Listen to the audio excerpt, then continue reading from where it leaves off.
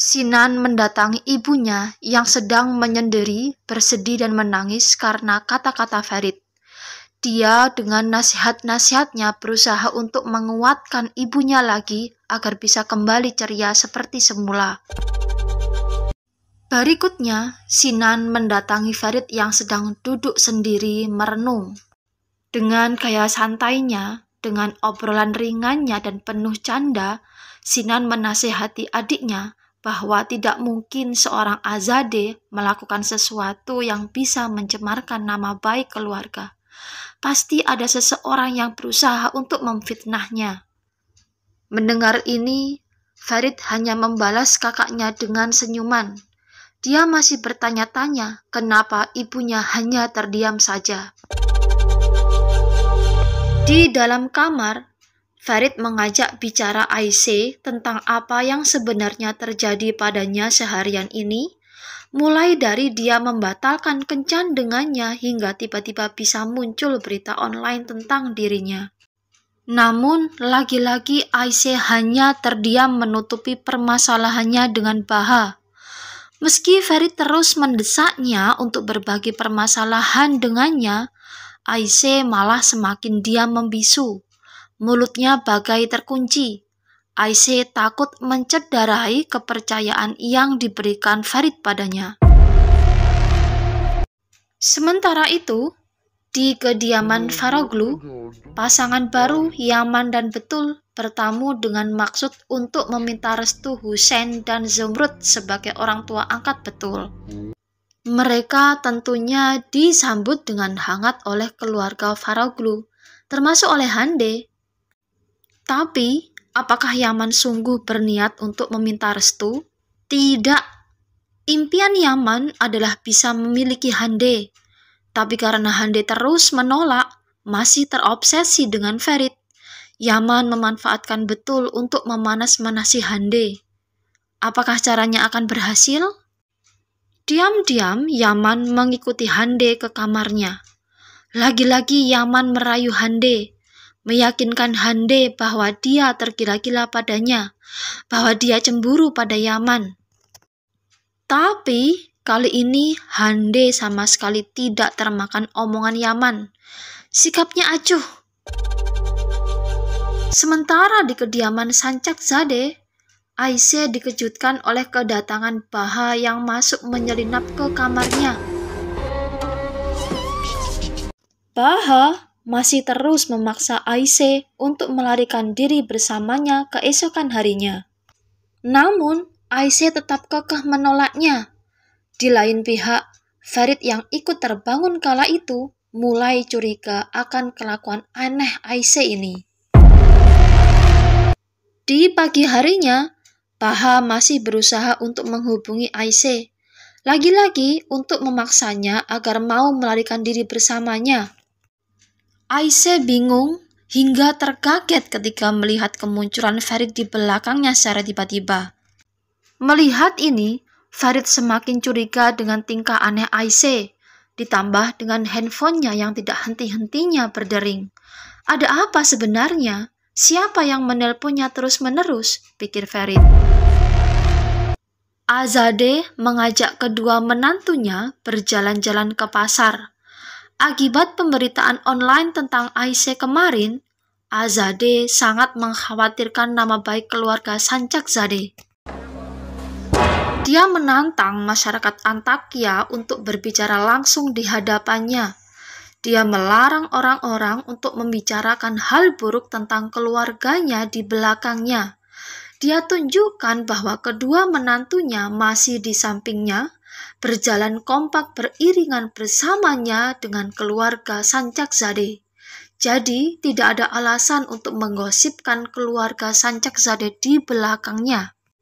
Setelah dirasa cukup berceramah di depan masyarakat Antakya, Azadeh lanjut berkeliling pasar. Tak lupa, dia menasihati Aisyah untuk senantiasa berperilaku baik demi menjaga nama baik keluarga. Di rumah lama Vedia, Hande memarahi Baha agar bertindak sesuai dengan arahannya. Baha tersinggung karena merasa diancam, Tapi bagaimana lagi, Hande memegang kartu truf Baha, sehingga dia tidak akan bisa berkutik. Lagi-lagi HP Aisyah berdering, dan tentunya itu berasal dari Baha. Aisyah kemudian mencari alasan ke Azadeh agar bisa pergi sendiri. Farid diam-diam mengikuti Aisyah dari belakang. Tapi akhirnya Aisyah menyadari juga keberadaannya. Tentu saja Aisyah tidak suka diikuti dengan cara demikian. Dia marah. Farid merasa sekarang ini Aisyah berubah. Ada sesuatu yang membuat dia bertingkah aneh. Dia bukanlah gadis yang dikenalnya selama ini. Pasti ada masalah yang disembunyikan Aisyah. Tapi kenapa Aisyah tak mau menceritakannya? Aisyah mengomel, meminta Farid untuk membiarkan dia sendiri, mendorong Farid. Tapi apa balasan Farid? Farid mencium lembut Aisyah. Farid dengan penuh kelembutan membujuk Aisyah agar bersedia berbagi masalah dengannya. Dan pada waktu bersamaan pula, Baha melihat Farid mencium Aisyah.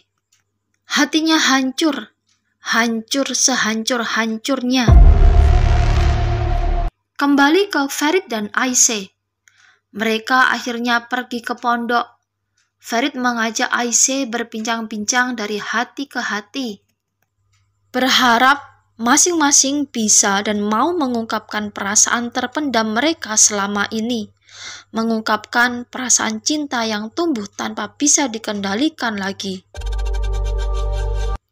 Farid memulai dengan lembut mengungkapkan perasaannya pada Aisyah. Lalu, bagaimana dengan Aisyah? Aisyah mengelak perasaan sebenarnya. Dia menolak anggapan Farid bahwa dia telah jatuh cinta padanya.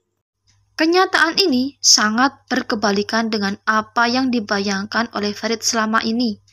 Kenyataan ini lagi-lagi sangat melukai hati Farid. Di kediaman Fedia, Aisyah dikejutkan dengan pengakuan Baha bahwa dia rela melepaskan Aisyah.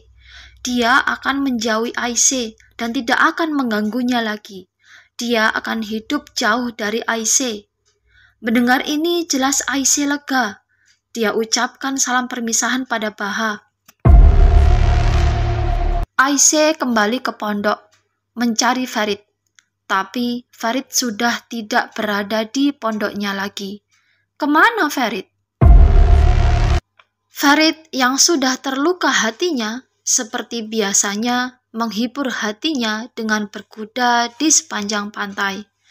Tapi hari itu adalah hari yang naas bagi Farid. Farita, kuda kesayangan Farid, entah kenapa menjadi tak terkendali dan akhirnya jatuh melemparkan Farid. Ternyata biang keladi dari jatuhnya Farita adalah Baha. Baha telah menyuntikkan racun pada tubuh Farita. Untuk apa? Lalu bagaimana dengan nasib Farid? Ikuti terus kelanjutan drama Turki Kalp Yarasi hanya di channel Rani Muntasari. Jangan lupa klik like, share, dan komen agar channel ini bisa terus berkembang. Wassalamualaikum, bye-bye.